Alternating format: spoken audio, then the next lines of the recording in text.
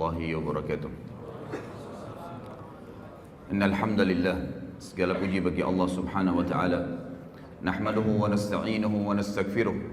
Hanya kepadanya kita memuji, meminta pertolongan serta bertaubat dari dosa-dosa kita. Wa na'udzu billahi min syururi anfusina, dan hanya kepada Allah pula kita meminta agar dijauhkan dari keburukan-keburukan diri kita. Wa min sayyiati a'malina, dan dari dosa-dosa yang pernah kita lakukan. May yahdihillahu fala mudhillalah, barang siapa yang telah Allah berikan hidayah maka tidak akan pernah sesat selamanya. Wa may yudlilhu fala hadiyalah, dan barang siapa yang telah Allah sesatkan maka tidak akan mendapatkan petunjuk selamanya. Asyhadu an la ilaha illallah wahdahu la syarikalah, wa asyhadu anna Muhammadan abduhu wa rasuluh. Saya bersaksi tidak Tuhan yang berhak disembah kecuali Allah, dan Muhammad benar-benar hamba juga utusannya. Qala Allah Ta'ala, Allah mengingatkan dalam kitabnya, Ya ayyuhalladzina amanu taqullaha haqqa tuqatih wa la tamutunna illa wa antum muslimun. Hai sekalian orang-orang yang beriman, patuhlah dan tunduklah, sebenar-benar patuh dan tunduk kepada satu-satunya pencipta segala sesuatunya, yaitu Allah Subhanahu wa taala, dan janganlah kalian meninggal dunia kecuali dalam keadaan Islam. Di ayat yang kedua, qala Allah Ta'ala, Ya ayuhan nasu taqu rabbakumul ladzi khalaqakum min nafsin wahidah وخلق منها زوجها وبث منهما رجالا كثيرا ونساء واتقوا الله الذي تساءلون به والأرحام إن الله كان عليكم رقيبا. Hai sekalian manusia, sekali lagi bertakwalah, hanya patuh dan tunduklah kepada satu-satunya pencipta segala sesuatunya, yaitu Allah, yang telah menciptakan kalian dari jiwa yang satu, yaitu Adam alaihissalam, dan menciptakan dari jiwa yang satu istrinya Hawa alaihissalam, dan telah banyak memberikan keturunan laki-laki juga perempuan dari keduanya. Sekali lagi bertakwalah, hanya patuh dan tunduklah kepada Allah, dan jagalah hubungan silaturahim, sesungguhnya Allah senantiasa mengawasi kalian. Di ayat yang ketiga, qala Allah azza wa jalla, ya ayyuhalladzina amanu taqullaha wa qulu qawlan sadida yuslih lakum a'malakum wa yaghfir lakum dhunubakum wa may yuti'illaha wa rasulahu faqad faza fawzan 'azima. Hai sekalian manusia, hai sekalian orang-orang yang beriman, sekali lagi bertakwalah, hanya patuh dan tunduklah kepada Allah dan ucapkan kalimat yang benar. Niscaya Allah akan memperbaiki amalan perbuatan kalian, mengampuni dosa-dosa kalian. Barang siapa yang mentaati Allah dan Rasulnya, maka dia telah mendapatkan kemenangan yang besar. Amma ba'd, fa inna asdaqal hadithi kitabullah. Kita tahu sebaik-baik rujukan bagi umat Islam dalam seluruh lini kehidupan mereka, terutama dalam ibadah, yaitu Al-Quran, kitabullah. Wa khair hadyu Muhammadin sallallahu alaihi wasallam, dan sebaik-baik petunjuk setelah Al-Quran adalah petunjuk Nabi besar Muhammad sallallahu alaihi wasallam yang dikenal dengan As-Sunnah. Keduanya rujukan pertama umat Islam atau utama dalam segala lini kehidupan mereka, terutama dalam masalah ibadah. Wa syarrul umuri muhdatsatuha, dan seburuk-buruk ibadah yang tidak punya rujukan dari wahyu Allah, Al-Quran dan Sunnah. Fa inna kulla muhdatsin bid'ah. Semua perbuatan yang dianggap ibadah dan tidak punya rujukan wahyu dikenal dengan perbuatan baru dalam agama. Wa nabidatun dhalalah, dan perbuatan baru itu akan membawa pelakunya pada kekeliruan dan kesesatan. Wa dalam final akan membawa pelakunya ke dalam api neraka. Bapak Ibu sekalian, ikhwah akhwat rahimani rahimakumullah.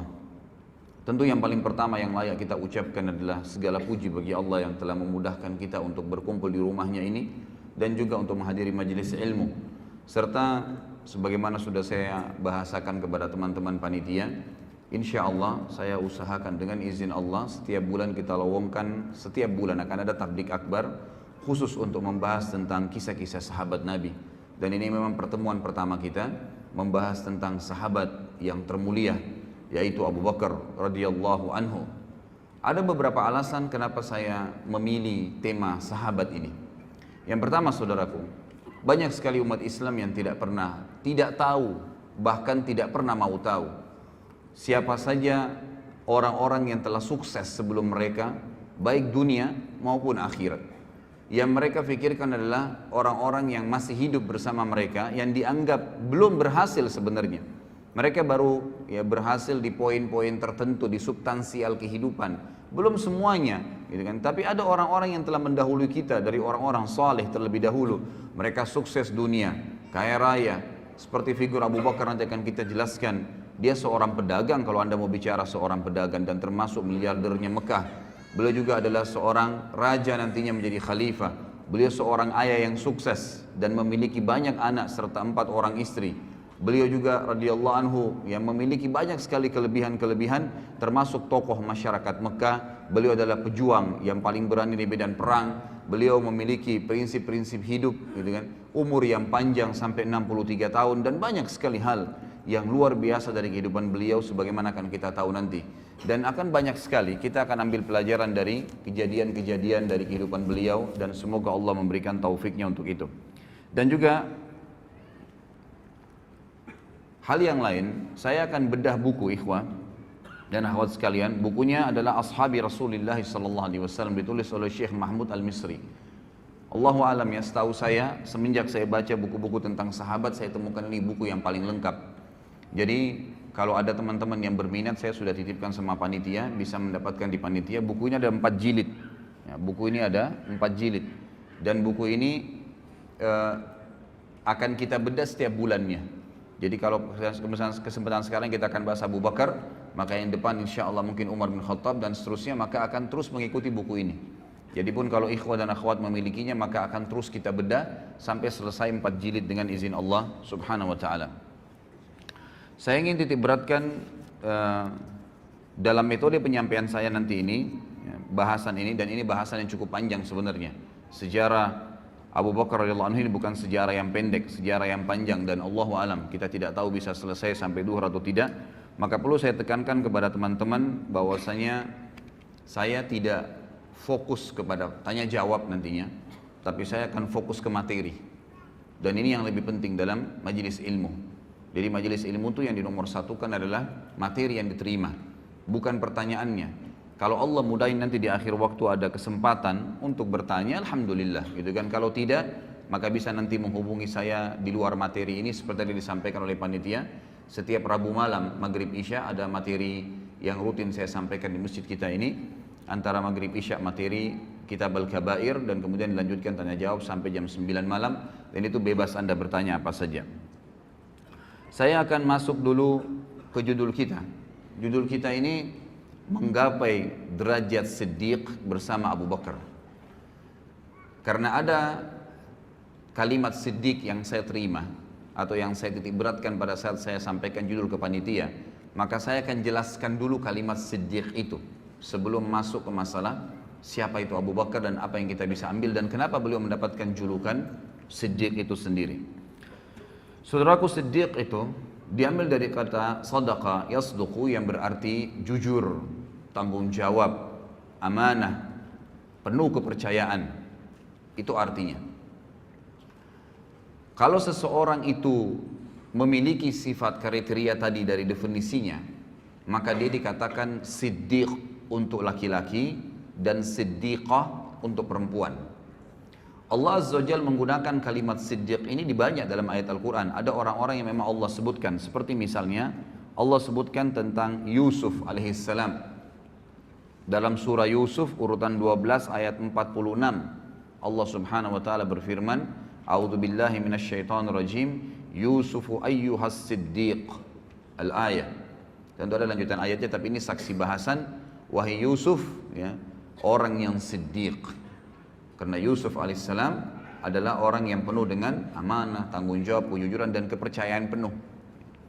Kemudian juga Allah subhanahu wa ta'ala sebutkan tentang Ibrahim alaihissalam di dalam surah Maryam urutan 19 ayat 41. A'udzu billahi minasyaitonir rajim, wadhkur fil kitabi Ibrahim innahu kana siddiqan nabiyya.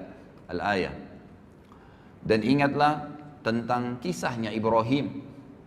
Penyampaian Allah tentang Ibrahim, sesungguhnya dia nabi, sesungguhnya dia seseorang yang siddiqan nabiyya. Dia adalah orang yang sangat jujur, penuh dengan kepercayaan, ya, apapun yang disampaikan tentang kebenaran dia akan dukung, dan dia juga seorang nabi. Kata para ulama tafsir di sini Allah Subhanahu wa taala mendahulukan memuji Ibrahim alaihissalam dengan siddiq sebelum nabi.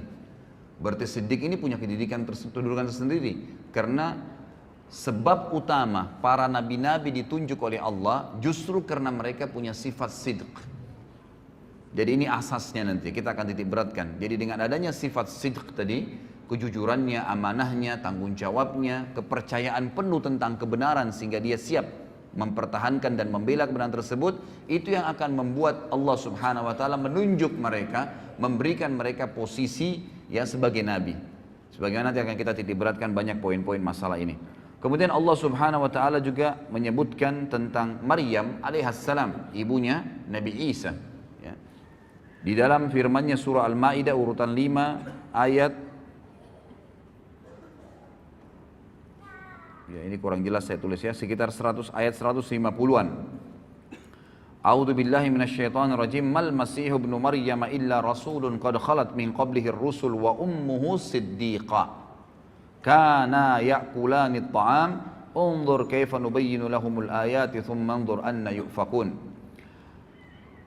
Sesungguhnya Masih ibnu Maryam, Nabi Isa alaihissalam adalah jelas seorang rasul, utusan Allah, dan telah terdahulu sebelumnya banyak rasul-rasul, dan ibunya adalah siddiqah. Ya, jadi di sini penggunaan untuk perempuan siddiqah. Jadi Maryam alaihissalam ini, dia Maryam binti Imran bersaudara dengan Asia binti Imran, dan dua wanita ini adalah wanita yang sangat mulia. Mereka betul-betul siddiqah, jujur dari pertama masih kecil sampai mereka besar, itu tidak pernah tidak yakin dengan Allah Azza wa Jalla dan para nabi-nabi, sampai Allah karuniai dua perempuan ini melahirkan anak, dua-duanya nabi. Kalau dari Maryam lahirlah Isa, dan dari Asia adiknya Maryam itu lahir Yahya. Dua-duanya nabi alaihi wassalam. Dan ini yang ditemui oleh Nabi sallallahu alaihi wasallam di langit kedua pada saat Isra dan Mi'raj, bertemu dengan dua orang sepupu, Yahya dan Isa, karena ibu mereka bersaudara. Mereka berdua, kata Allah, si Maryam ya, alaihissalam dan anaknya Isa alaihissalam, mereka pernah makan atau mereka makan makanan seperti manusia biasa.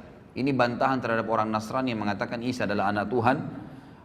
Maka lihatlah bagaimana kami menjelaskan kepada mereka ayat-ayat kami, dan lihatlah ya apa yang mereka responkan, apa yang mereka jawab. Tentu ada banyak ayat-ayat berhubungan dengan masalah hal-hal seperti ini, tapi saya mengambil beberapa cuplikannya. Allah Subhanahu wa taala menekankan tentang siddiq itu, dan ini yang kita titik beratkan ya. Sebelum menjelaskan Abu Bakar dan ikhwas sekalian, harapan saya dengan izin Allah Subhanahu wa taala, saya dan antum sekalian bubar dari pengajian ini insya Allah membawa sifat siddiq ini, karena ini target utama dan ini sifat luar biasa. Kalau antum milikin sifat ini, insya Allah antum jadikan ini sebagai pondasi menjalankan agama Allah, baik itu menjalankan perintah yang wajib ataupun sunnah, atau meninggalkan yang haram ataupun makruh, antum akan sangat tenang. Anda akan sangat tenang dalam mengerjakan perintah-perintah tersebut, dan juga sangat tenang dalam meninggalkan larangan-larangan tadi. Merasa memang nyaman sekali dan merasa menikmati yang halal dan meninggalkan yang haram. Kenapa? Karena pondasinya adalah sidq. Bagaimana betul-betul sebagaimana Allah ceritakan. Apa itu sidq? Allah tekankan di dalam Al-Quran, surah Al-Hadid urutan 57 ayat 19. A'udzu billahi minasyaitonir rajim. Walladzina amanu billahi wa rusulihi ulaika humus siddiqun wasyuhada'u 'inda rabbihim lahum ajruhum wa nuruhum walladzina kafaru wa kadzdzabu biayatina ulaika ashabul jahim. Terjemahannya, dan orang-orang yang benar-benar mengimani, meyakini keberadaan Allah dan seluruh rasul-rasulnya tidak terkecuali, sehingga apapun yang diperintahkan oleh Allah dan Rasulnya tidak ada keraguan dalam mengimaninya dan menjalankannya serta mempraktekannya. Nggak ada keraguan. Jenggot diperintahkan Nabi SAW langsung dilakukan, tidak ada keraguan. Sholat diperintahkan awal waktu afdal azan, langsung sholat, tidak pakai peduli. Seseorang muslim disuruh tutup auratnya langsung, tidak pakai membantah, tidak pakai berpikir. Itu cirinya orang siddiq. Apapun, mau mengeluarkan uang atau mau mendapatkan pendapatan, ternyata kita khawatir itu adalah haram, bisa mengundang murkanya Allah, ditinggalkan seketika. Itu ciri siddiq. Orang yang benar-benar yakin kalau Allah larang maka pasti berbahaya buat dia, dan kalau Allah perintahkan pasti baik buat dia. Itu asasnya. Kalau ini antum jadikan sebagai pondasi agama, itu luar biasa. Inilah derajat siddiq. Kata Allah, dan orang-orang yang telah mengimani Allah, yakin keberadaannya, dan mengamalkan semua apa yang Allah inginkan, serta mengimani seluruh Rasul, mengikuti mereka. Mereka lah orang-orang yang siddiq, dan juga yang dianggap jujur, dan tadi ya, penuh dengan kepercayaan. Dan juga mereka akan menjadi saksi-saksi di hadapan Tuhan mereka nanti, dan mereka akan mendapatkan cahaya yang sempurna, mereka akan mendapatkan pahala yang sempurna dan cahaya yang sempurna dari Tuhan mereka. Kata para ulama tafsir, cahaya ini adalah setiap orang melihatnya selalu merasa nyaman, selalu merasa dekat dengan Allah karena siddiqnya. Ya, jadi orang kalau siddiq itu, maka pada saat orang dekat dengannya selalu merasa dekat dengan Allah, selalu merasa dekat dengan surga, selalu berpikir akhirat, selalu menganggap remeh semua dunia dan kecil apapun yang berhubungan dengan kemaksiatan kepada Allah Subhanahu wa taala. Dan sungguhnya orang-orang yang kafir sebaliknya, kafir kepada Allah dan Rasul-Rasul serta membohongkan ayat-ayat.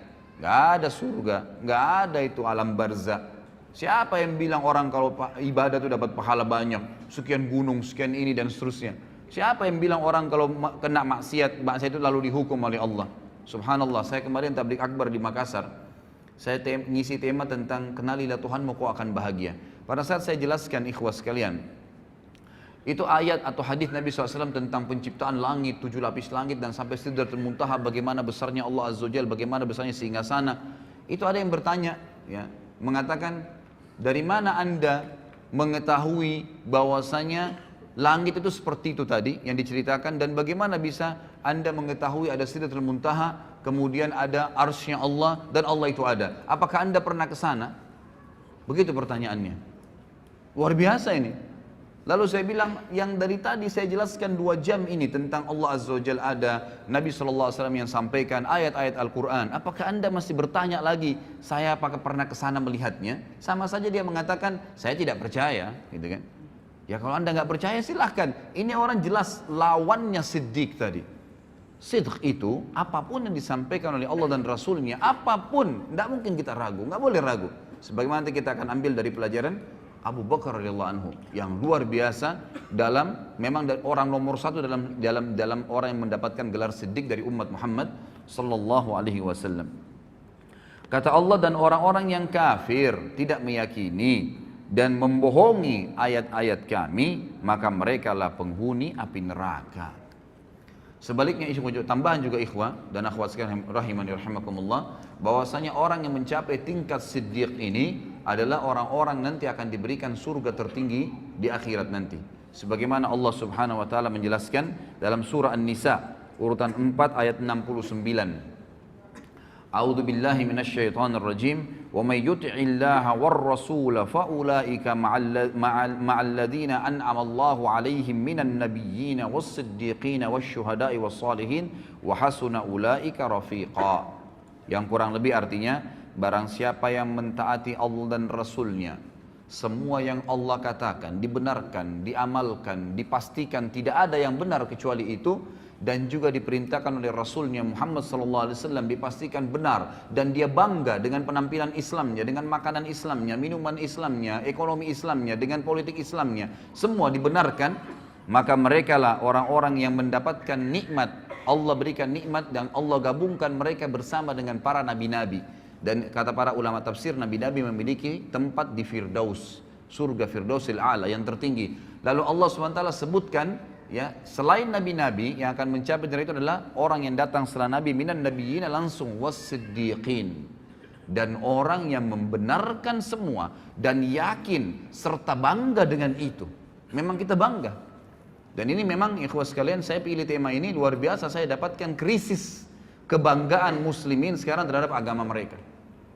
Kita lihat seorang muslim tidak ada bedanya dengan orang kafir dari sisi pakaiannya, dari sisi cara bicaranya, tata bicaranya, makanan, jenis makanannya, usahanya. Berapa banyak orang subhanallah tidak bisa dibedain dari penampilannya antara muslimah dengan non muslim, muslim dengan muslimah. Padahal kalau kita datangkan seseorang Nasrani, laki-laki, kita berikan kepada dia kopi atau baju koko atau sebuah simbol Islam misalnya, pakaiannya. Kemudian kita datangkan seorang Nasrani laki-laki yang lain, lalu tanya dia agama apa orang itu, spontan dia akan mengatakan Muslim karena ada simbolnya. Kalau orang siddiq, dia yakin bahwasanya pakaian ini yang Allah katakan walibasut taqwa dzalika khair, ini pakaian yang ada simat, ada contoh, ada ciri ketakwaan adalah yang paling baik. Orang tahu, oh ini orang dekat dengan Allah. Dan saya yakin subhanallah, orang kalau menggunakan baju koko dengan kopiah, kalaupun ada perempuan nakal, ya, yang biasa mengganggu laki-laki, dia tidak akan berani mengganggu orang itu karena pakaiannya. Lalu kenapa kita lari dari pakaian itu? Gitu kan? Kita malah tidak bangga. Berapa banyak orang subhanallah muslimin ya, atau kita datangkan misalnya perempuan Nasraniyah ya, suruh pakai jilbab 5 menit saja, panggil Nasraniyah perempuan yang lain, tanya orang itu agama apa, maka dia akan mengatakan itu muslimah, ada simbol. Tapi syaitan menghiasi sebagian orang yang tidak punya sifat siddiqah, nggak ada sifat siddiqnya ini dalam dirinya, maka syaitan mengatakan untuk apa kau pakai jilbab, maka tidak ada bedanya antara dia dengan wanita kafirah, sama saja. Cuplikan yang selalu dilihat, didengar oleh kupingnya, ditatap oleh matanya, semuanya berbau orang-orang non-muslim. Film-filmnya semua Hollywood, Bollywood, dan yang semua berhubungan dengan tontonan terhadap aurat, lagu-lagu yang menjauhkan dia dari Al-Quran, semuanya jauh, semuanya jauh. Cerita-cerita kosong, balas dendam, narkoba, mencuri istrinya orang lain, dan beragam macam hal, perselingkuhan dan seterusnya. Ini yang menjadi simbol di rumah orang-orang Islam sekarang. Tidak ada pengajian, tidak ada tilawah Al-Quran. Lalu kemudian mereka mau mengkhayal anaknya hafal Quran. Dari mana ikhwah dan akhwat sekalian? Dia sendiri gak pernah sentuh Al-Quran, gak pernah dengar ceramah di rumah. Antum berapa kali saya jelaskan dalam pengajian saya ikhwah. Ini masih kronologis semua ya. Saya bilang, kalau saya pribadi, kadang-kadang sehari di Jakarta, saya bukan membanggakan diri, cuma berbagi ya. Pada saat saya punya pengajian 4 hari, 4 kali jadwal sehari. Dari pagi kadang-kadang sampai malam ikhwah. Dari pengajian saya isi 2 jam, kemudian pulang menuju ke pengajian yang kedua. Di mobil itu sejam atau setengah jam, atau bahkan 45 menit, atau kadang-kadang sampai 2 jam jaraknya. Itu saya dengarkan lagi ceramah, baik ceramah saya, baik tilawah Al-Quran, baik ceramah asatidzah, teman-teman da'i-da'i, atau saya dengarkan para masyayikh yang dari Saudi dalam bahasa Arab. Jadi saya tidak ada selah, tidak ada selang waktu di mana saya kosong gitu di mobil, atau saya lagi berzikir kepada Allah Subhanahu wa taala. Saya coba lakukan. Kemudian saya isi pengajian 2 jam lagi. Jedah lagi antara pengajian kedua dan ketiga juga saya dengarkan lagi ceramah. Itu luar biasa. Api iman dalam hati itu terus berkobar ikhwah. Kadang-kadang antum dari pengajian seperti ini keluar dari masjid, setan akan bisikin, tadi kan sudah pengajian, sekarang hiburannya musik. Dibisikin sama dia, antum iyahkan, begitu lemah, tidak sidq. Yakin ikhwas sekalian, kalau antum yakin di majlis ilmu bisa menambah iman, bisa mengingatkan kita kepada Allah Azza wa Jal, bisa membuat kita rindu dengan akhirat, bisa tahu tentang surga, bisa tahu tentang neraka dan kita khawatir tentang neraka tersebut, lalu kenapa tidak sepanjang hidup kita seharian itu diisi dengan hal tersebut? Sayangnya rumah-rumah umat Islam sekarang ada Al-Quran itu kalau ada kematian, malah sebenarnya tidak ada Al-Quran dalam sunnah Nabi SAW dibaca pada saat kematian. Sebaliknya mereka lakukan hal tersebut. Dalam masalah ekonomi, riba, ya, gharar, semuanya, kezaliman, manipulasi yang dilarang oleh Nabi SAW, dilarang oleh agama, tapi dilakukan. Alasannya apa boleh buat Ustaz? Nggak ada jalan lain. Lalu antum depan Allah Azza wa Jalla juga akan katakan itu pada hari kiamat, pada saat dihisab, nggak ada jalan lain. Lepaskan diri dari situ. Ya, harus yakin dengan janji Allah Subhanahu wa taala. Ini akan kita titik beratkan 2 jam ke depan ikhwah, bagaimana memunculkan sifat siddiq dalam hati kita dan mempelajari dari orang yang nomor 1 dalam sifat siddiq, Abu Bakar radhiyallahu anhu, yang luar biasa dalam masalah seperti ini. Apapun yang Allah dan Rasulnya katakan tidak ada keraguan, pasti benar, dan itu menjadi simbol kehidupannya. Langsung, tidak ada keraguan dalam masalah itu. Masalah politik sudah dijelaskan dalam Islam, harus orang alim, harus orang yang faham agama Allah, yang tahu halal haramnya Allah, baru jadi pemimpin. Mana pernah pemimpin negara kita ada orang yang alim? Ya, padahal Nabi SAW mengatakan apa? Al-ulama warathatul anbiya. Ulama itu pewarisnya para nabi. Emang sudah begitu. Nabi-nabi ini pemimpin manusia.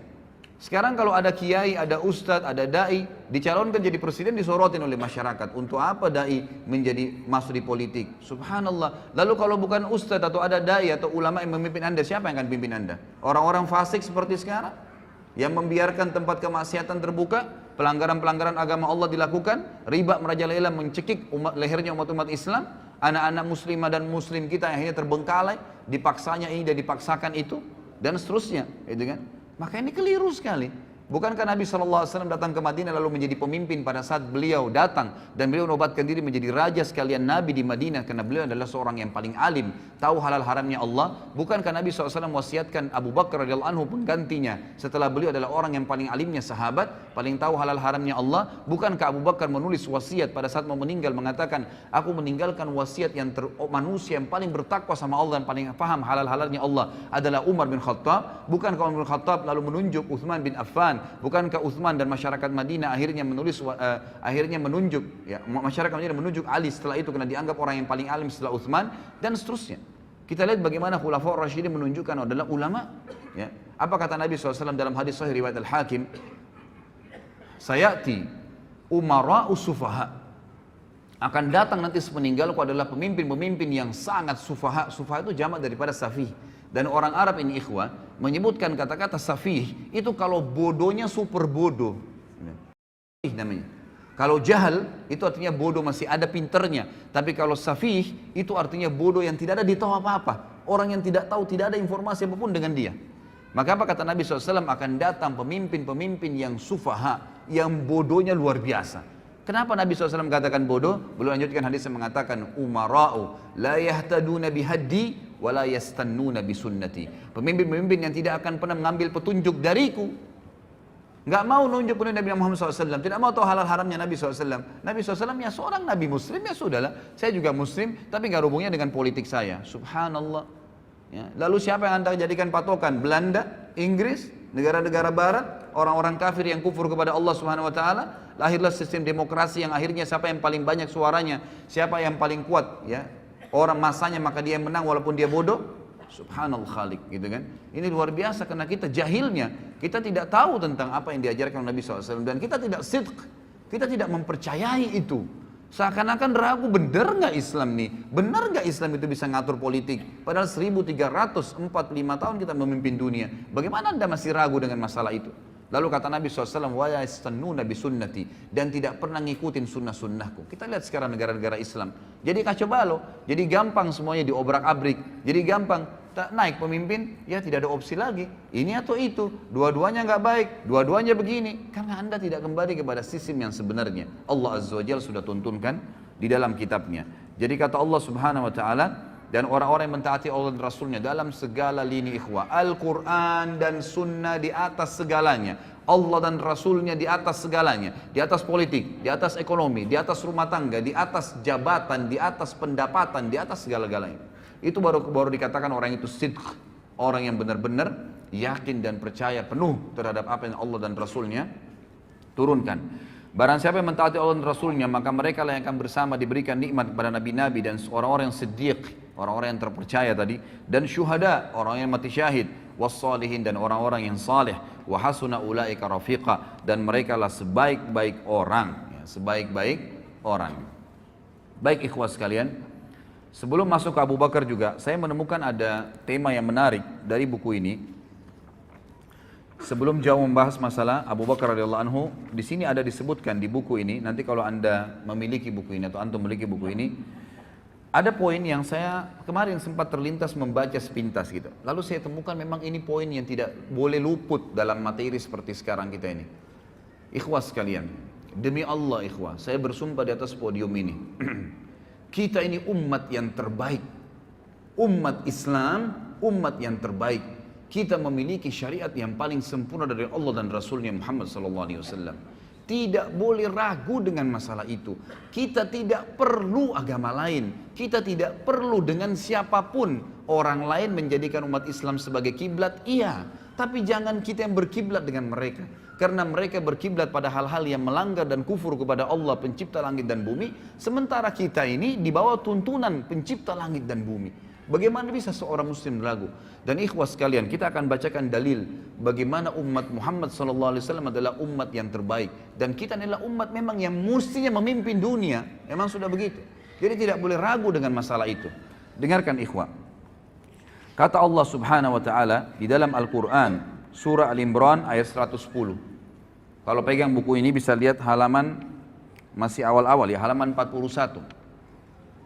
A'udzu billahi minasyaitonir rajim. Bismillahirrahmanirrahim. Kuntum khaira ummatin ukhrijat lin-nasi ta'muruna bil ma'rufi wa tanhauna 'anil munkari wa tu'minuna billah. Al-ayah. Kalian umat Islam, umat Muhammad SAW adalah sebaik-baik umat yang telah dilahirkan untuk siapa? Untuk manusia akhir zaman, untuk seluruh manusia dari zaman Adam alaihissalam sampai hari kiamat. Kalian adalah sebaik-baik umat, artinya kalian pemimpinnya, kalian yang harus jadi patokan, kalian harus jadi panduan, kalian yang menjadi contoh bagi orang lain. Dan kalian, sifat kalian adalah kalian selalu menyeru kepada yang ma'ruf. Apa yang Allah perintahin, selalu kalian bilang, nggak bisa tuh karena Allah larang, bisa tuh karena Allah yang bolehkan, selalu begitu. Rasulullah contohkan, Rasulullah nggak contohkan, itu sifatnya umat Islam. Menyeru kepada yang ma'ruf artinya yang Allah dan Rasulnya perintahkan. Wa tanhauna 'anil munkar, dan kalian melarang kemungkaran yang Allah dan Rasulnya larang. Hanya itu patokannya. Wa tu'minuna billah, dan kalian meyakini sepenuhnya tentang keberadaan Tuhan Allah Subhanahu wa taala. Kemudian juga disebutkan di dalam surah Al-Baqarah ayat 143. Kelebihan yang kedua umat Islam adalah kata Allah Subhanahu wa taala, a'udzubillahi minasyaitonir rajim, wa kadzalika ja'alnakum ummatan wasatan litakunu syuhada'a 'alan nasi wa yakuna ar-rasulu 'alaikum syahida. Dan demikian pula kami menjadikan kamu hai umat Islam umat pertengahan. Tidak ada sesuatu yang berat sekali, tidak ada juga yang ringan sekali, di tengah-tengah. Sementara umat sebelum kita punya hal-hal yang berat. Kalau antum belum tahu, umat Nabi Musa alaihissalam itu kalau mereka berbuat dosa besar, taubatnya bukan kayak kita. Taubatnya kalau kita ini tinggal sesalin, tinggalin, selesai. Janji sama Allah tidak ulangin, diampuni dosanya. Kalau sama Nabi Musa, Pak. Kalau ada umatnya mengeluh, wahai Musa, saya baru berzina, saya baru buat dosa besar. Apa kata Musa alaihissalam dalam surah Al-Baqarah? Faqtulu anfusakum, bunuh diri kalian. Berat itu. Buat dosa taubatnya bunuh diri. Zaman dulu. Umat Islam tidak seperti itu, enggak seberat itu, ringan, lebih ringan. Tidak juga terlalu menggampang-gampangkan permasalahan. Lalu dikatakan, agar kalian menjadi saksi atas perbuatan manusia dan agar Rasul Muhammad menjadi saksi atas perbuatan kalian. Di dalam hadis yang sahih diriwayatkan oleh Imam Bukhari dan juga dalam kitab Tafsir, ada sebuah hadis yang mulia dari Abu Sa'id Al-Khudri radhiyallahu anhu bahwasanya Nabi SAW bersabda, ini yang pegang buku di halaman 43 ya. Yud'a Nuhun yaumal qiyamah fayaqulu labbaika wa sa'daika ya rabbi fayaqulu hal ballagta ayyir risala fayaqulu na'am fayuqalu li ummatihi hal ballagakum fayaquluna ma atana min nadhir fayaqulu man yashhadu laka fayaqulu Muhammadun wa ummatuhu fayashhaduna annahu qad ballag wa yakunu ar-rasulu 'alaikum syahida fadzalika qawluhu jalla dzikruhu wa kadzalika ja'alnakum ummatan wasatan litakunu syuhada'a 'alan nasi wa yakuna ar-rasulu 'alaikum syahida. Pada hari kiamat nanti Nuh alaihissalam akan dipanggil oleh Allah, lalu dia menjawab, aku menjawab panggilanmu wahai Rabbku, aku penuhi panggilanmu. Allah bertanya, apakah engkau sudah menyampaikan risalah yang telah aku wajibkan terhadapmu? Nabi Nuh mengatakan, benar. Selama 950 tahun Nabi Nuh alaihissalam mendakwai kaumnya. Lalu umat Nabi Nuh ditanya oleh Allah, apakah Nuh sudah menyampaikan kepada kalian? Kata para ulama hadis, mereka sudah lihat neraka pada saat itu. Takut masuk neraka, apa jawaban mereka? Mereka menjawab, tidak ada seorang pun pembawa peringatan yang datang kepada kami. Artinya Nuh nggak benar nih. Nggak pernah Nuh dampingin kepada kami. 950 tahun didakwai oleh Nabi Nuh alaihissalam. Allah bertanya kepada Nuh untuk menjelaskan posisi umat Muhammad SAW dan juga mendirikan hujjah ya, agar umat Nabi Nuh tidak bisa lagi mengelak. Kata Allah SWT kepada Nuh, siapa yang menjadi saksi untukmu? Nuh menjawab, Muhammad dan umatnya.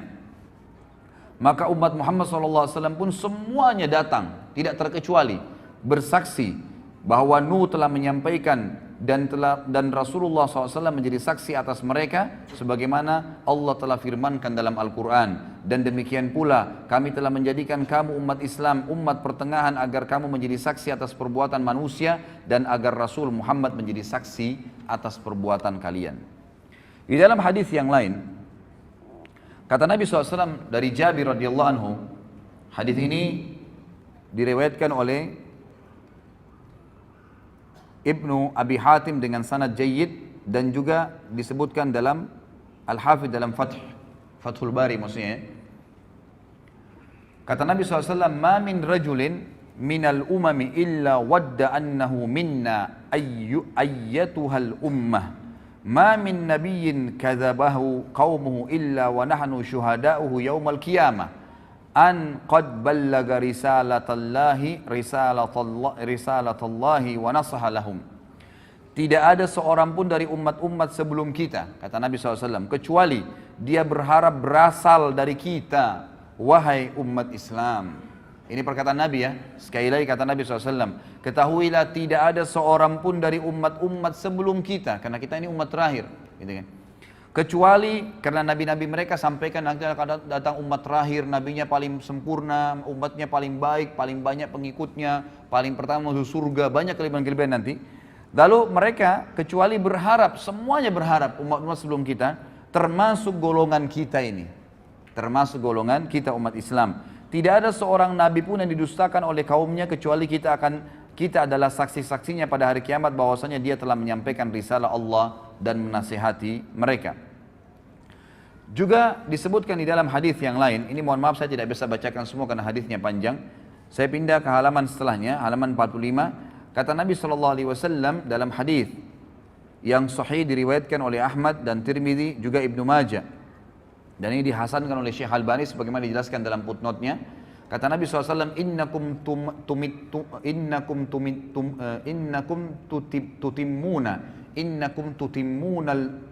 tutimmuna sab'ina ummah antum khairuha wa akramuha 'ala Allah. Sesungguhnya kalian akan melengkapi 70 umat. Ya, kata para ulama hadis maksudnya adalah ada 70 kelompok umat yang besar nanti pada hari kiamat. Dan kalian adalah yang melengkapi yang paling banyak di antara 70 umat itu.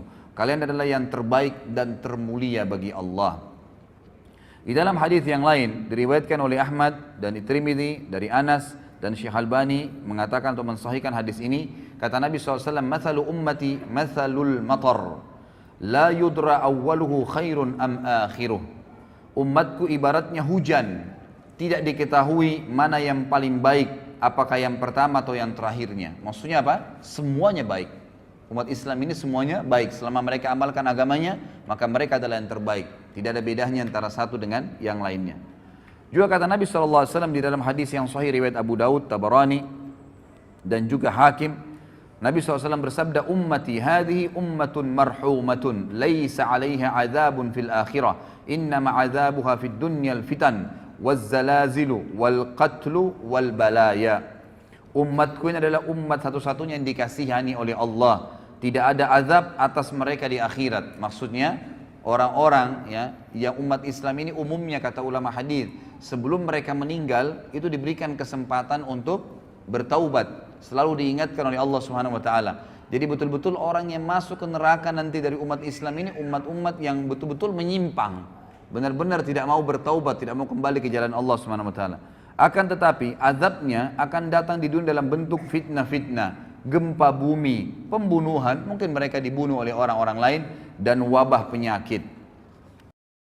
Kemudian di dalam hadis yang lain juga diriwayatkan Imam Muslim dari Abu Musa al-Asy'ari bahwasanya Nabi SAW bersabda, Inna Allah azza wa jal idza arada rahmata ummatin min ibadihi qabada nabiyyaha qablaha faja'alahu laha faratan wa salafan baina yadayha wa idza arada halakata ummatin azzabaha wa nabiyyuha hayyun fa ahlakaha wa huwa yanzuru fa aqarra ainahu bihalatiha hina kadzabuhu wa asaw amrah. Jika Allah azza wa jalla hendak merahmati suatu umat dari hamba-hambanya, niscaya dia mengambil atau mewafatkan nabinya sebelum mereka. Seperti Nabi Muhammad SAW wafat sebelum para sahabat umumnya, dia menjadikan nabi tersebut sebagai pendahulu di hadapan mereka sehingga bisa dicontohin. Jika Allah hendak membinasakan satu umat, niscaya dia Allah menyiksanya sebelum nabi mereka atau selama nabi mereka masih hidup. Allah membinasakan mereka sedangkan nabi mereka melihatnya. Seperti kasus Nabi Nuh, Nabi Lut, jadi dilihat. Dia membuatnya tenang dengan kebinasaan mereka manakala mereka mendustakan dan menyelisihi perintahnya. Kemudian juga kelebihan umat Muhammad SAW yang lain adalah hadis disebutkan oleh Ibnu Majah dan Baihaqi, disahihkan oleh Syekh Albani dari Abu Hurairah radhiyallahu anhu bahwasanya Nabi SAW bersabda, Inna Allah tajawaza li ummati amma tuwaswisu bihi suduruha atau suduruha ma lam ta'mal aw tatakallam bihi wa mastukriha alaih. Sesungguhnya Allah memaafkan umatku apa yang terbersit dalam hati mereka selama mereka belum melakukannya. Jadi kalau kita lagi sholat, kemudian ada bisikan-bisikan riya, bisikan apa saja, selama kita belum iyakan, maka tidak terhitung batal, gitu kan? Sebab semua ibadah pasti ada terlintas bisikan setan ya. Kita mau sedekah, tuh orang puji, itu orang ini. Kita lagi sholat tuh, indahkan ada teman di sebelah kamu, kamu dipuji. Kita lagi berdoa seperti itu. Selama kita nggak iyakan, maka tidak ada masalah. Tapi kalau kita sudah iyakan, baru terjadi riya itu, mendapatkan dosa. Seperti itu. Allah SWT memudahkan bagi umat ini seperti itu. Jadi Allah Subhanahu Wa Taala memaafkan umatku apa yang terbersih dalam hati mereka, maksudnya digoda oleh syaitan selama mereka belum melakukannya atau mengucapkannya, dan apa yang mereka dipaksa atasnya. Kalau dipaksa lakukan satu perbuatan, kalau tidak dia akan dibunuh. Seperti kasus Ammar ibn Yasir, ya radhiyallahu anhu, pada saat ayahnya dan ibunya Ammar dan Sumayyah dibunuh oleh Abu Jahal, maka Ammar masih kecil, umurnya 7 tahun, 8 tahun. Ketakutan, disiksa sama Abu Jahal. Abu Jahal bilang, saya akan siksa kamu, saya tidak bunuh langsung. Sampai habis semua kulitmu, sampai kamu kesakitan luar biasa dan kamu mati tersiksa. Kalau kau tidak kufur kepada Muhammad. Maka kata Ammar, baiklah, apa yang kau mau wahai Abu Jahal? Kata Abu Jahal, katakan saya kufur kepada ya risalahnya Muhammad, kufur kepada kenabian Muhammad. Maka Ammar mengatakan, saya kufur kepada risalahnya Muhammad. Lalu Abu Jahal tidak puas, lewatlah unta betina. Lalu kata Abu Jahal, saya tidak akan lepaskan kau kecuali kau katakan unta ini Tuhanku. Maka Ammar pun berkata, unta ini Tuhanku, baru dilepas. Ammar bin Yasir radhiyallahu anhu waktu lepas dari azab merasa menyesal, ya terbebani hatinya. Kenapa tadi nggak sekalian biarin aja saya disiksa? Lalu dia datang kepada Nabi SAW mengatakan, umur 7 tahun, 8 tahun ini luar biasa imannya. Lalu kata Ammar, ya Rasulullah sambil nangis, bagaimana bisa ini? Saya tadi mengucapkan begini dan begitu ya Rasulullah, karena saya takut dibunuh. Kata Nabi SAW, wahai Ammar, kalau seandainya diulangin lagi kepadamu besok, ucapkanlah. Selama memang bukan hatimu yang menginginkannya. Artinya memang dipaksa, gitu kan? Ini terlepas dari, ini adalah sebuah hal yang tidak dihukum bagi umat Muhammad sallallahu alaihi wasallam.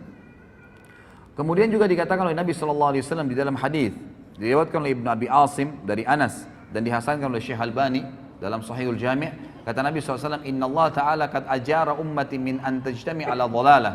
Sesungguhnya Allah Ta'ala telah melindungi umatku sehingga mereka tidak bersepakat di atas kesesatan. Artinya selama mereka berpegang pada Al-Quran dan Sunnah, maka mereka insya Allah tidak akan sesat.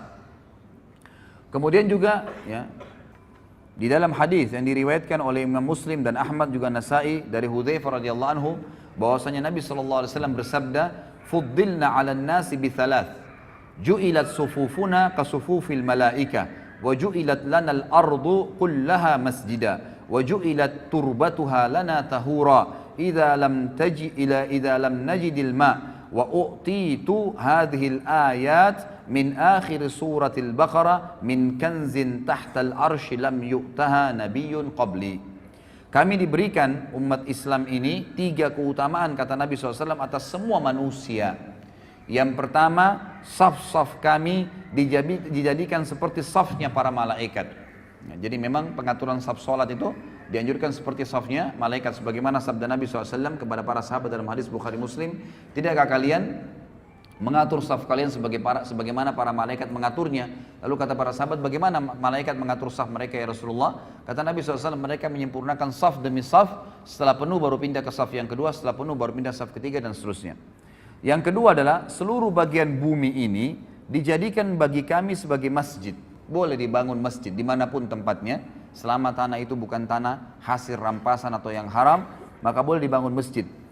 Dan yang ketiga, debunya bumi ini dijadikan untuk kami sebagai alat bersuci jika kami tidak mendapatkan air. Bisa bertayamum dari mana saja, ya, debu yang ada. Dan diturunkan kepadaku ayat-ayat ini dari akhir surah Al-Baqarah, ya, dari perbendaharaan di bawah arsy-Nya Allah yang tidak diberikan kepada seorang nabi sebelumku. Kemudian juga tentu di sini ada banyak sekali ya hadis-hadis Nabi SAW yang mungkin saya tidak bisa bahas semua. Tentu saya berharap ikhwan dan akhwat bisa memiliki bukunya. Sekali lagi karena buku ini akan kita bedah setiap bulannya dengan izin Allah. Kalaupun memang Allah memberikan ada halangannya, maka minimal Anda sudah memiliki buku rujukan yang saya jadikan sebagai referensi utama ini. Di sini ada banyak sekali ya, dan saya tutup dengan hadis ya, di mana Nabi SAW menyebutkan ada 2 hadis ya, yang pegang buku di halaman 53 langsung. Kata Nabi SAW di dalam hadis diriwayatkan oleh Ahmad dari Abu Bakar radhiyallahu anhu dan disahihkan oleh Syekh Albani dalam Sahihul Jami', kata Nabi SAW, "U'titu sab'ina alfan min ummati yadkhuluna al-jannata bighairi hisab, wujuhuhum kal qamari lailatal badr wa qulubuhum ala qalbi rajulin wahid. Fastazattu Rabbi azza wa jal fazadani ma'a kulli wahidin sab'ina alfa." Ini kemuliaan yang luar biasa. Aku diberikan 70.000 dari umatku yang masuk surga tanpa hisab. Wajah mereka seperti rembulan di malam purnama dan hati mereka di atas hati satu orang, artinya semuanya sama imannya. Aku lalu meminta tambahan kepada Rabbku, maka dia Rabbku memberiku tambahan, setiap satu orang dari 70.000 itu ditambahkan 70.000 orang yang lain, sehingga masing-masing mereka bisa membawa 70.000. Jadi 70.000 kali 70.000, dan ini tidak ada bagi umat-umat sebelum kita. Ini luar biasa sekali Allah SWT berikan kepada kita. Kemudian dikatakan juga di dalam hadis yang lain,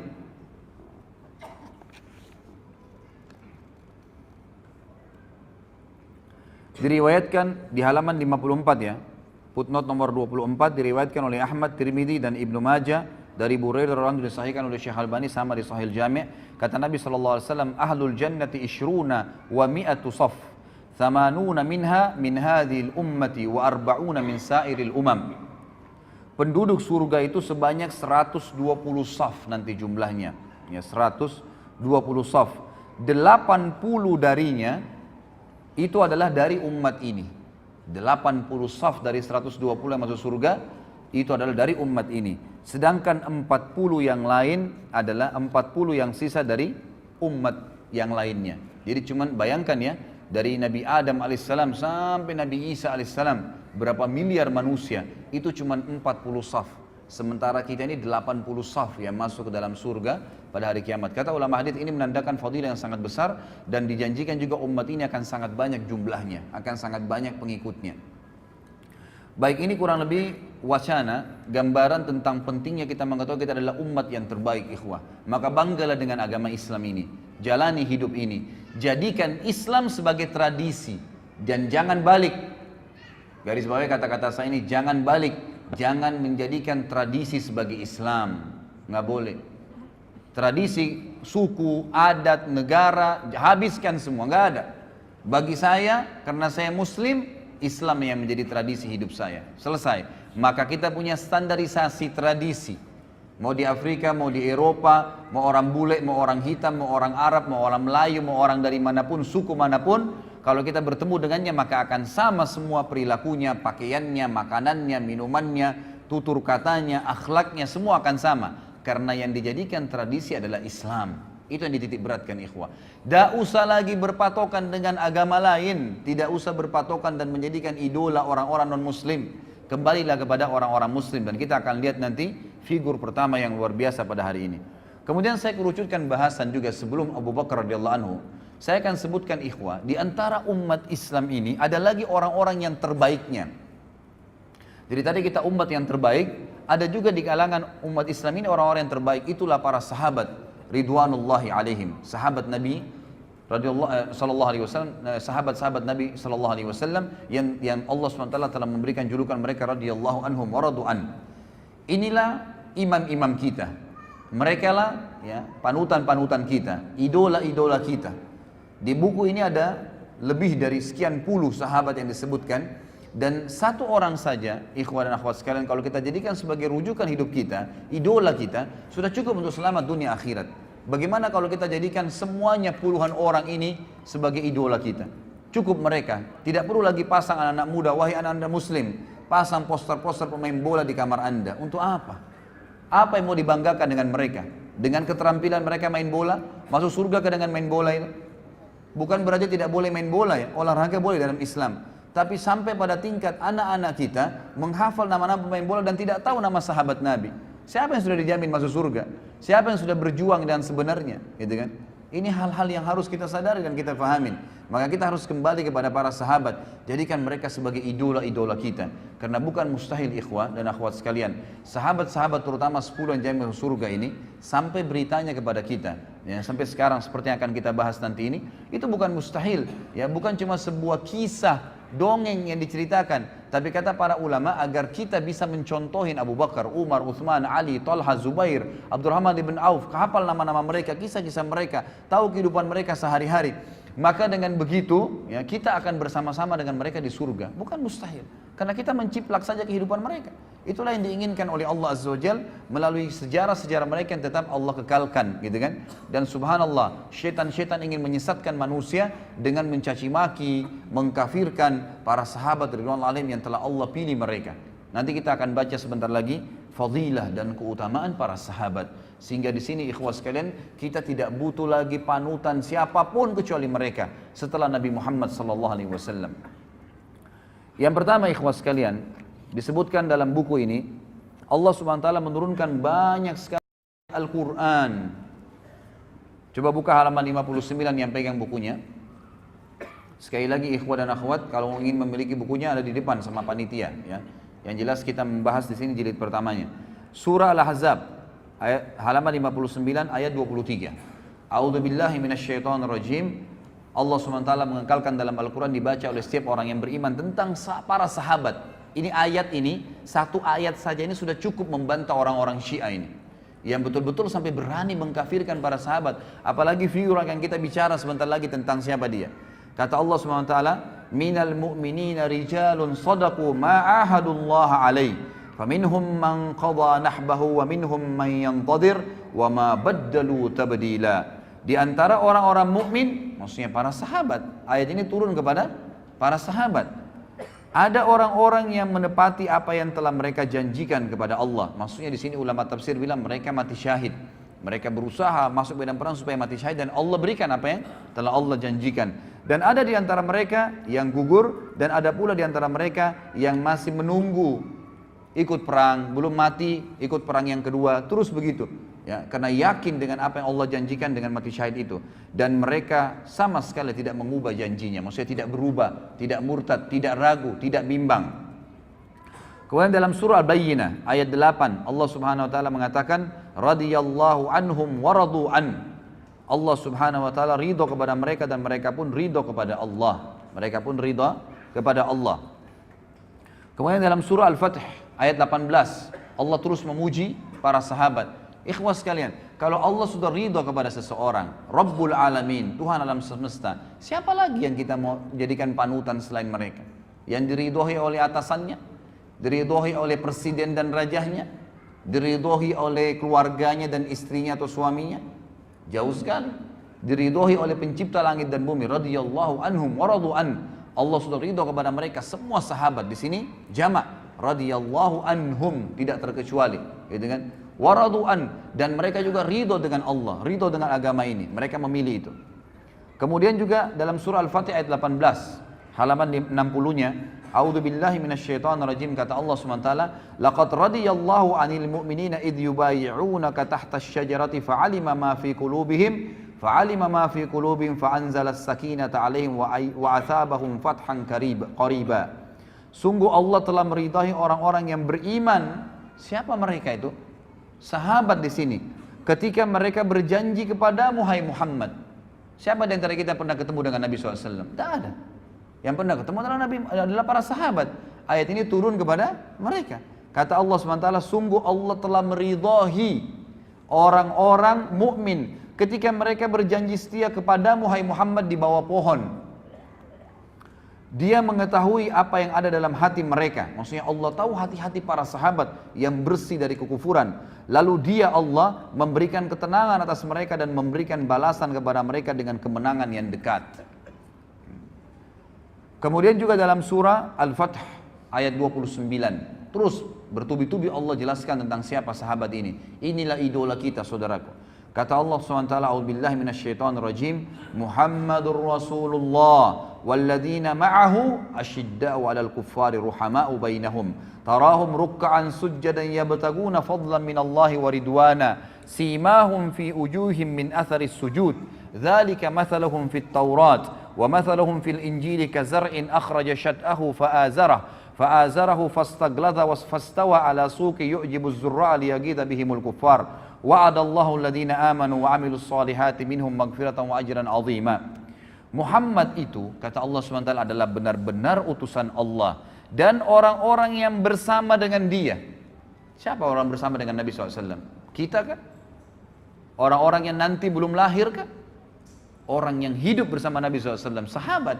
Makanya para ulama memberikan definisi sahabat adalah orang yang melihat Nabi SAW dengan mata kepalanya, beriman dengan Nabi SAW dan meninggal dalam keyakinan tersebut. Itu namanya sahabat. Di sini dipuji oleh Allah SWT. Mereka bersama dengan Muhammad, mereka bersikap tegas terhadap orang-orang kafir, dan mereka berkasih sayang sesama mereka. Kalian melihat mereka ruku dan sujud. Ini cirinya para sahabat, selalu sibuk dengan ruku dan sujud saja, ibadah kepada Allah SWT, mencari karunia Allah dan keridhaannya. Pada wajah mereka tampak tanda-tanda bekas sujud, di dahi mereka hitam. Demikianlah sifat-sifat mereka yang diungkapkan dalam Taurat dan juga diungkapkan dalam Injil.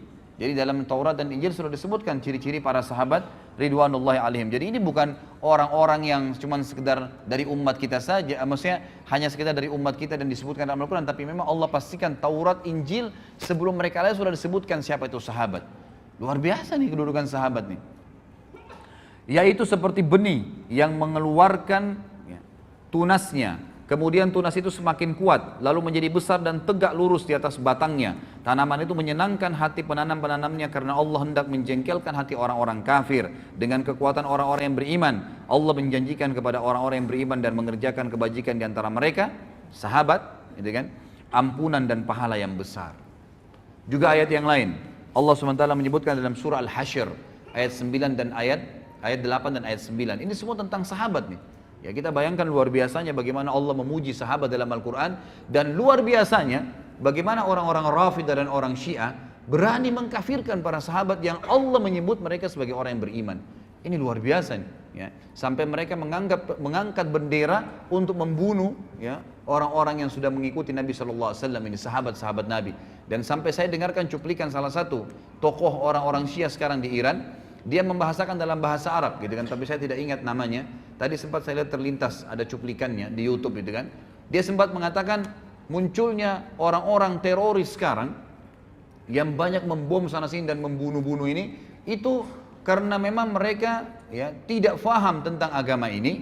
Kemudian mereka-mereka ini sebenarnya cuma substansial, cabang-cabang kecil dari induk-induk pemimpin-pemimpin mereka. Saya pikir yang mereka mau sebutkan ini ulama-ulama sunni yang sekarang. Ternyata mereka bilang apa? Kalimatnya dia bilang apa? Pimpinan-pimpinan mereka adalah Abu Bakar, Umar, Aisyah, sahabat. Yang mestinya ini akar-akarnya semua ini yang kita harus putuskan dan kita kafirkan, kita perangin sehingga tidak muncul lagi teroris. Luar biasa gitu. Ya, naudzubillah, alaihimul la'nah. Allah SWT akan melaknat mereka dengan cara seperti ini. Apa kata Allah kekal ikhwah dalam Al-Quran? Al-Quran bukan buku yang saya tulis. Firman Allah SWT dalam surah Al-Hasyr ayat 8 dan ayat 9. A'udzu billahi minasyaitonir rajim. Lil fuqara'il muhajirin alladziina ukhriju min diyarihim wa amwalihim yabtaguna fadlan minallahi wa ridwana. فضلا من الله ورضوانه وينصرون الله ورسوله أولئك هم الصادقون والذين تبوأوا الدار والإيمان من قبلهم يحبون من هاجر إليهم ولا يجدون في صدورهم حاجة مما أوتوا ويؤثرون على أنفسهم ولو كان بهم خصاصة ومن يوق شح نفسه فأولئك هم المفلحون. Harta rampasan perang itu untuk orang-orang fakir yang hijrah, yang terusil dari kampung halaman mereka dari Mekah. Siapa mereka? Sahabat Nabi. Dan meninggalkan harta bendahnya di Mekah demi mencari karunia Allah, dan mereka hijrah ke Madinah mencari keridhaan dan demi menolong agama Allah dan Rasulnya. Mereka itulah orang-orang yang benar dan orang-orang yang Ansar. Jadi dua-dua dipuji nih. Sahabat ada Muhajirin dan Ansar. Muhajirin dari orang-orang Mekah Allah puji. Mereka meninggalkan harta dan kota mereka, negeri mereka, hijrah untuk Allah dan Rasulnya. Dan orang-orang Ansar yang di Madinah yang menyambut mereka, sahabat-sahabat Nabi yang telah menempati kota Madinah. Siapa yang menempati kota Madinah di zaman Nabi SAW? Sahabat Nabi. Dan telah beriman sebelum kedatangan mereka, para muhajirin, kepada Nabi Muhammad SAW. Mereka mencintai orang-orang yang berhijrah ke tempat mereka, dan mereka tidak menaruh keinginan dalam hati mereka terhadap apa yang diberikan kepada mereka, muhajirin. Maksudnya memberi balasan, memberikan bantuan kepada muhajirin, tidak berharap balasan. Itu sifat sahabat-sahabat Ansar. Meskipun mereka juga memerlukannya. Dan siapa dijaga diri dari kekikiran, berhitungan di jalan Allah, maka mereka itulah orang-orang yang beruntung. Mereka lah orang-orang yang beruntung. Kemudian surah At-Taubah ayat 88 sampai 89. Terus Allah sebutkan banyak ayat tentang sahabat nih. Sengaja saya angkat ayat-ayat ini dan saya bahas ikhwah dan akhwat sekalian rahimakumullah agar kita tahu nih, inilah idola-idola kita ini ahli-ahli surga dan sudah sukses di dunia juga di akhirat. Di dunia nanti akan kita lihat kisah Abu Bakar radhiyallahu anhu. Kata Allah SWT, Taubah 88-89, A'udzubillahi minasyaitonirrajim, lakinir rasul walladzina amanu ma'ah jahadu bi amwalihim wa anfusihim wa ulaika lahumul khairat wa ulaika humul muflihun. A'addallahu lahum jannatin tajri min tahtiha al-anharu khalidina fiha, dzalikal fawzul azim. Tetapi Rasul dan orang-orang yang beriman bersama dia, beriman kepada Nabi Muhammad sallallahu alaihi wasallam, sahabat, mereka berjihad dengan harta dan jiwa. Mereka itu memperoleh kebajikan. Mereka itulah orang-orang yang beruntung. Sahabat dipuji oleh Allah SWT. Allah telah menyediakan bagi mereka surga yang mengalir di bawahnya sungai-sungai. Mereka kekal di dalamnya. Itulah kemenangan yang agung. At-Taubah ayat 100. A'udzubillahi minasyaitonirrajim. Ayat setelahnya. Was-sabiqunal awwaluna minal muhajirin wal ansari walladzina ittaba'uhum bi ihsan. والذين اتبعوهم بإحسان رضي الله عنهم ورضوا عنه وعد لهم جنات تجري تحتها الأنهار خالدين فيها أبدا ذلك الفوز العظيم. Dan orang-orang yang terdahulu lagi yang pertama-tama masuk Islam dari golongan muhajirin dan ansar. Kata ulama tafsir, penyebutan Allah SWT muhajirin ansar memastikan tidak mungkin orang lagi mendustakan kalau ini turun kepada para sahabat ridwanullah alaihim, karena tidak ada orang yang berjulukan Muhajirin dan Ansar kecuali para sahabat Nabi. Dan orang-orang yang mengikuti mereka dengan baik setelah itu. Semua orang yang mengikuti para sahabat setelah meninggalnya sahabat dan Nabi SAW, Allah ridho kepada mereka. Dan mereka pun ridho kepada Allah. Allah menyediakan bagi mereka surga-surga yang mengalir di bawahnya sungai-sungai. Mereka kekal di dalamnya selama-lamanya. Itulah kemenangan yang agung. Ikhwah akhwat sekalian, ikuti para sahabat, sahabiat Nabi, pertahankan sampai malaikat maut mencabut ruh anda, maka pasti kita akan masuk surga. Allah yang berfirman, Allah sediakan surga yang di bawahnya mengalir sungai-sungai. Gak usah pusing lagi dengan artis fulan, idola profesor, doktor ini. Sibuk dengan sahabat Nabi ridwanullahi alaihim. Wallahi ikhwah, Abu Bakar gak punya ijazah dari Amerika, Umar gak punya ijazah dari Eropa, tapi memimpin negara menjadi orang yang sangat adil, dan mereka kaya raya, pedagang yang berhasil, keturunannya semua sukses. Kita akan lihat bagaimana Abu Bakar dalam kehidupannya luar biasa. Ya, bukan berarti saya katakan tidak usah berpendidikan formal, silahkan, gitu kan. Tapi jangan itu dijadikan sebagai idola, panutan, seakan-akan sudah melupakan semua orang-orang yang sudah kita sebutkan dari kalangan sahabat. Selanjutnya surah At-Taubah 117. Kata Allah Subhanahu wa taala, a'udzubillahi minasyaitonirrajim, laqad taballahu 'alan nabiyyi wal muhajirin wal ansari alladziina ittaba'uhum fi sa'atil usr. Alladziina ittaba'uhu fi sa'atil usrati min ba'di ma kada yazigu qulubu fariqin minhum thumma taba 'alaihim innahu bihim raufur rahim. Allah berfirman, ya, sungguh Allah telah menerima taubat Nabi Muhammad sallallahu alaihi wasallam dan orang-orang muhajirin dan orang ansar. Di sini Allah bukan sebutkan mukminin umumnya, tapi di sini dikhususkan Nabi dan muhajirin dan ansar. Artinya sahabat-sahabat yang mengikuti Nabi pada masa-masa kesulitan di awal-awal Islam. Sulit sekali menyebarkan Islam. Ikhwah sekarang dan akhwat sekalian, kita luar biasa ya. Lahir zaman sekarang ini luar biasa kalau bagi saya bilang. Kita lahir Quran sudah sempurna, masjid sudah banyak, orang tua kita muslim, ya. Di mana-mana tersebar agama Islam. Sudah jelas, masjid di Mekah sudah bebas dari kekufuran, Madinah sudah bisa dikunjungin, orang bisa umroh haji sepuasnya. Luar biasa Islam. Kalau kita lahir di zaman Nabi SAW, ikhwah, nggak gampang jadi sahabat. Luar biasa sulitnya. Nggak ada lampu, nggak ada penerangan pada saat itu. Ada seorang Nabi buta huruf, nggak bisa baca, nggak bisa nulis, ngaku Nabi.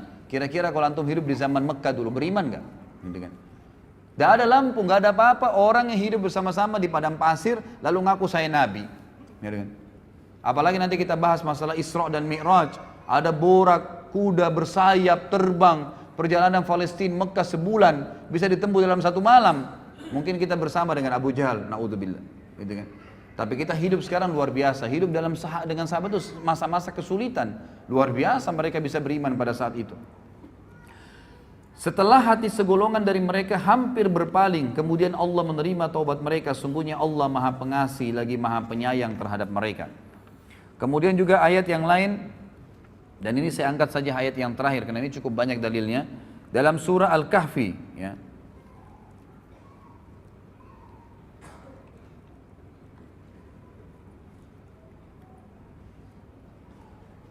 Baik, saya pilih ayat yang lain ya. Kita cari ayat yang kira-kira ayat Al-Imran terakhir ya. Al-Imran di halaman 65 ayat 172 174. A'udzu billahi minasyaitonir rajim. Alladzina istajabu lillahi war rasuli min ba'di ma asabahumul qarh lilladzina ahsanu minhum wattaqau ajrun 'adzim. Alladzina qala lahumun nasu innan nasa qad jama'u lakum fakhshawhum فزادهم إيمانا وقالوا حسبنا الله ونعم الوكيل فانقلبوا بنعمة من الله وفضل لم يمسسهم سوء واتبعوا رضوان الله والله ذو فضل عظيم. Orang-orang yang mentaati perintah Allah dan Rasul Muhammad SAW setelah mendapatkan luka dalam perang Uhud. Siapa yang hadir di perang Uhud? Kita kan? Para sahabat Nabi. Orang-orang yang berbuat kebajikan dan bertakwa di antara mereka, para sahabat, mendapatkan pahala yang besar, yaitu orang-orang yang mentaati Allah dan Rasulnya. Yang ketika ada orang-orang yang mengatakan kepada mereka di perang Uhud, orang-orang Quraisy telah mengumpulkan pasukan untuk menyerang kalian, karena itu takutlah kepada mereka. Apalagi berita Muhammad SAW telah terbunuh pada saat itu. Ternyata ucapan itu justru menambah kuat iman mereka, para sahabat. Dan mereka menjawab, cukuplah Allah menjadi penolong bagi kami dan dia sebaik-baik pelindung. Maka mereka kembali dengan nikmat dan karunia yang besar dari Allah. Mereka tidak ditimpa suatu bencana dan mereka mengikuti keridhaan Allah. Allah mempunyai karunia yang besar. Ini ayat-ayat ikhwah dan cukup banyak ayat-ayat yang lain, tapi kita suka sampai sini ayatnya. Saya akan angkat di sini perkataan Ibnu Mas'ud tentang para sahabat Nabi. Sahabat menceritakan tentang sahabat. Apa kata beliau? Di sini penulis mengatakan sungguh indah ucapan Ibnu Mas'ud radhiyallahu anhu tentang para sahabat Rasulullah sallallahu alaihi wasallam. Dia berkata, "Inna Allah nadhara fi qulubil ibadi fawajada qalba Muhammadin sallallahu alaihi wasallam khaira qulubil ibad. Fastafahu li nafsihi fabta'athahu bi risalati. Thumma nadhara fi qulubil ibadi ba'da qalbi Muhammadin fawajada qulubu ashabihi khaira qulubil ibad." فجعلهم وزراء نبيه يقاتلون على دينه فما رأى المسلمون حسنا فهو عند الله حسن وما رأوا سيئا فهو عند الله سيء. Perkataan yang luar biasa. Ibnu Mas'ud berkata, sesungguhnya Allah memperhatikan hati hamba-hambanya, maka dia Allah mendapati hati Muhammad sallallahu alaihi wasallam adalah hati yang terbaik, sehingga dia memilihnya untuk dirinya dan mengutusnya sebagai pembawa risalahnya. Kemudian Allah Azza wa Jalla melihat hati hamba-hambanya setelah hati Muhammad sallallahu alaihi wasallam, maka dia mendapati hati para sahabatnya adalah hati yang terbaik, sehingga dia menjadikan mereka sebagai pendukung-pendukung nabinya yang berperang di atas agamanya. Apa yang dipandang baik oleh para sahabat kaum muslimin pada saat itu, maka ia juga baik di mata Allah. Karena para sahabat, ya, dari perilaku-perilaku mereka, dari perkataan mereka, dari pertanyaan mereka kepada Nabi SAW, maka turunlah ayat membenarkan perilaku mereka. Dan apa yang dipandang buruk oleh kaum muslimin sahabat pada saat itu, maka ia juga buruk dipandang oleh Allah Subhanahu wa taala.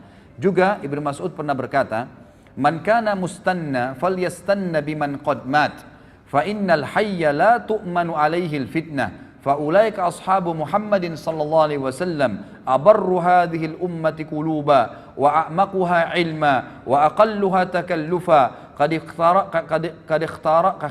قد اختار الله تعالى لصحبة نبيه صلى الله عليه وسلم وإقامة دينه فاعرفوا لهم حقهم وتمسكوا بهديهم فإنهم على الحج المستقيم. Barang siapa ingin meneladani seseorang, maka hendaklah dia meneladani orang-orang yang sudah wafat. Karena orang yang masih hidup tidak dapat jaminan terhindar dari fitnah. Mereka itulah orang-orang terbaik dari sahabat Muhammad sallallahu alaihi wasallam. Umat ini yang paling mulia hatinya. Dari umat Muhammad ini, para sahabat yang paling mulia hatinya, paling mendalam ilmunya, dan paling sedikit memaksakan ya dirinya. Maksudnya di sini memaksakan diri dalam hal-hal duniawi. Allah Ta'ala telah memilih mereka untuk menjadi sahabat-sahabat Nabi-Nya Sallallahu Alaihi Wasallam dan menegakkan agamanya, dan kenalilah, maka oleh karena itu kenalilah hak-hak mereka dan berpeganglah kepada petunjuk-petunjuk mereka, karena mereka berada di atas jalan yang lurus. Diriwayatkan oleh Ibnu Abdul Bar dalam Jami' Bayan Ilm wa Fadli, dan juga disebutkan melalui jalur Qatadah dan Ibnu Mas'ud, diriwayatkan, dan Syekh Albani mengatakan, ya, dikatakan ini adalah hadis yang sahih. Ini kurang lebih gambaran tentang para sahabat. Tentu masih ada lagi fadilah-fadilah dan bisa dibaca dari halaman 67. Itu terlalu banyak, ya, terlalu banyak hadis-hadis di sini yang disebutkan oleh Nabi sallallahu alaihi wasallam. Saya akan angkat, mohon maaf, ada satu lagi hadis di sini di halaman 70, ya, di mana Nabi sallallahu alaihi wasallam bersabda tentang para sahabat beliau. Tentu ini banyak dalil yang belum saya baca, ya, karena melihat waktu saja. Hadis yang diriwayatkan oleh Imam Muslim dan Ahmad juga, ya, banyak disebutkan oleh imam-imam yang lain, di mana Nabi sallallahu alaihi wasallam bersabda tentang sahabat, "An-nujumu amanatun lis-sama', fa idza dhahabat an-nujum atas sama'u ma tu'ad, wa ana amanatun li ashabi, fa idza dhahabat ata ashabi ma yu'adun, wa ashabi amanatun li ummati, fa idza dhahaba ashabi ata ummati ma yu'adun." Bintang-bintang adalah penjaga bagi langit. Artinya selama bintang ada di langit, maka orang bisa tahu yang terang langit itu. Jika bintang lenyap, maka akan datang kepada langit apa yang dijanjikan. Kalau Allah sudah angkat bintang-bintang itu, maka langitnya akan kiamat. Aku adalah penjaga bagi para sahabatku. Jika aku pergi wafat, maka akan datang kepada para sahabatku apa yang dijanjikan kepada mereka.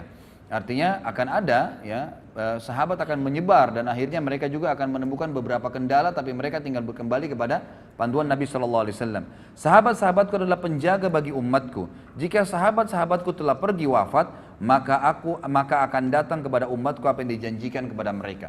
Artinya mereka akan berselisih kalau mereka tidak mengikuti para sahabat ridwanullahi alaihim. Juga di sini halaman 71 nanti ikhwah bisa baca, ini hadis juga yang agung, bahwasanya banyak fakta sejarah disebutkan di dalam banyak sekali hadis riwayat Muslim, ya, hadis riwayat Bukhari, banyak disebutkan hadis-hadis di mana pernah terjadi peperangan. Sering kali terjadi peperangan di zaman Nabi SAW meninggal, kemudian pemimpin perang berkata kepada pasukannya, apakah ada di pasukan kita ini yang pernah menjadi sahabat Nabi? Maka mereka mengatakan ada, si fulan dan si fulan. Maka Allah memberikan kemenangan karena keberadaan sahabat itu. Kemudian dalam peperangan yang lain berkata juga pemimpin-pemimpin, setiap peperangan di zaman tabi'in mereka berkata, adakah sahabat yang ikut? Oh, ada si fulan masih hidup di pasukan. Maka Allah berikan kemenangan lagi karena adanya sahabat.